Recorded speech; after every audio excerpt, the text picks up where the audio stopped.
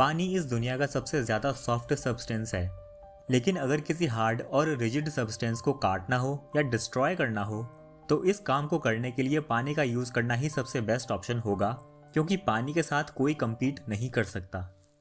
हम में से बहुत सारे लोग अपने ही माइंड के स्लेव होते हैं।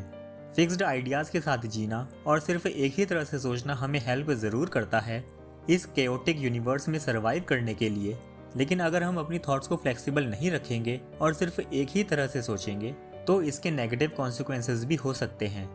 फिक्स्ड आइडियाज़ की वजह से हम अपनी ही थिंकिंग कैपेसिटी पर ब्रेक लगा देते हैं और अपने परसेप्शन को बहुत नैरो कर देते हैं। लेकिन ये यूनिवर्स हमेशा बदलता रहता है और ये इतना ज़्यादा कॉम्प्लेक्स है जितना हम सोच भी नहीं सकते।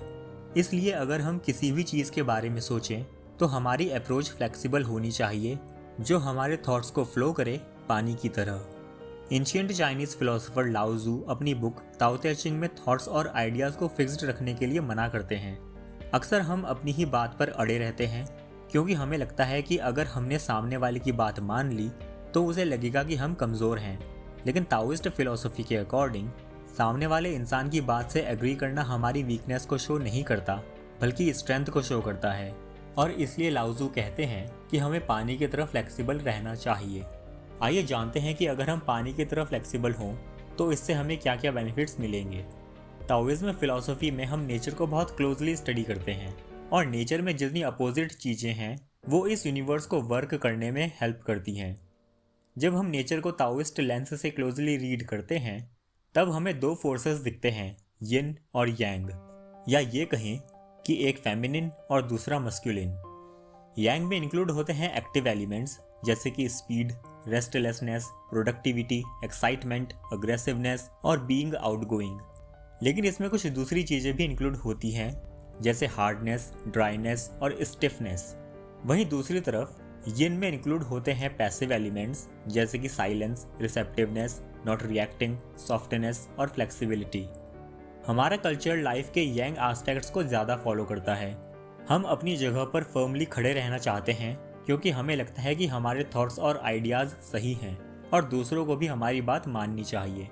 लेकिन अगर हम यिन की बात करें तो इसे जनरली एक वीकनेस माना जाता है। अगर हम अपने व्यूज़ और ओपिनियन चेंज कर दें तो लोगों को लगेगा कि हम कमज़ोर हैं। अमेरिकन पॉलिटिशियन अलेक्जेंडर हैमिल्टन ने कहा था, if you stand for nothing you will fall for anything. ये बहुत अच्छा कोट है और काफ़ी हद तक सही भी है। लेकिन अगर हम अपनी लाइफ में फ्लेक्सिबिलिटी नहीं रखेंगे और अपना व्यू पॉइंट कभी चेंज नहीं करेंगे तो हम पत्थर की तरह कठोर बन जाएंगे। Benefits of being like water. जब हम पानी को ऑब्जर्व करते हैं तब हम देखते हैं कि पानी बहुत ज़्यादा रेजिलिएंट होता है, यानी कि ये खुद को बहुत जल्दी चेंज कर सकता है क्योंकि इसे जिस कंटेनर में डालो ये उसी की शेप ले लेता है। यहाँ तक कि ये टेम्परेचर के अकॉर्डिंग अपने मैटर की फॉर्म को सॉलिड, लिक्विड और गैसियस फॉर्म में चेंज होकर खुद को डिफरेंट सर्कमस्टांसेस के अकॉर्डिंग अडेप्ट कर सकता है। कोई भी लिविंग थिंग हो उसमें पानी ज़रूर होता है।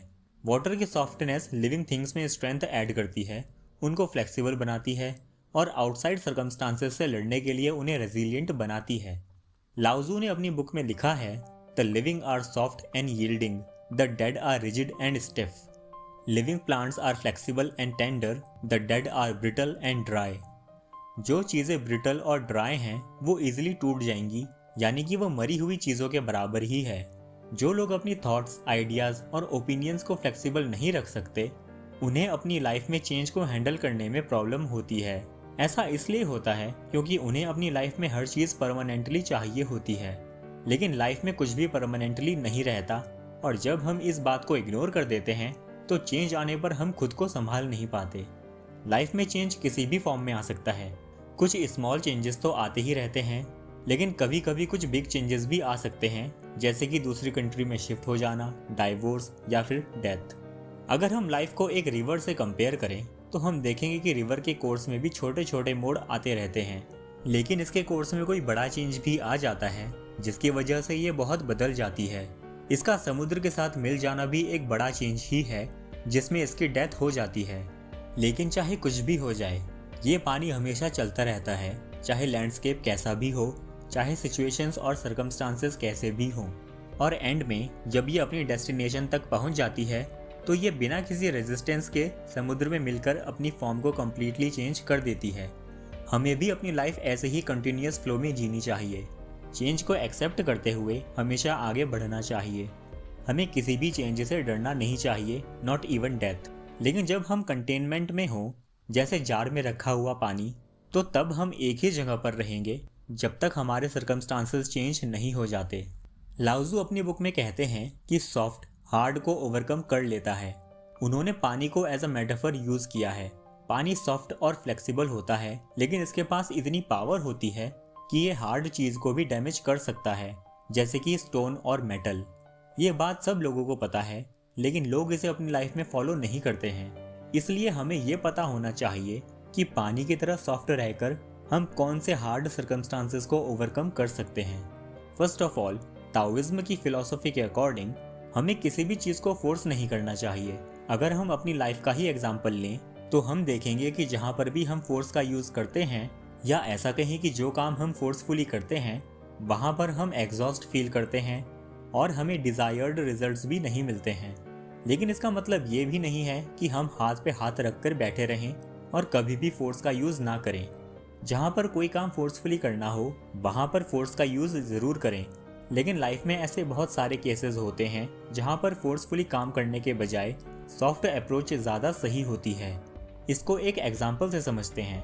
अगर आपने शॉशैंक रिडेम्पशन मूवी देखी हो, तो उस मूवी के प्रोटैगनिस्ट एंडी को लाइफ इम्प्रिजनमेंट दे दिया जाता है for murdering his wife and her lover, जबकि वो बार बार ये कहता रहता है कि उसने मर्डर नहीं किया।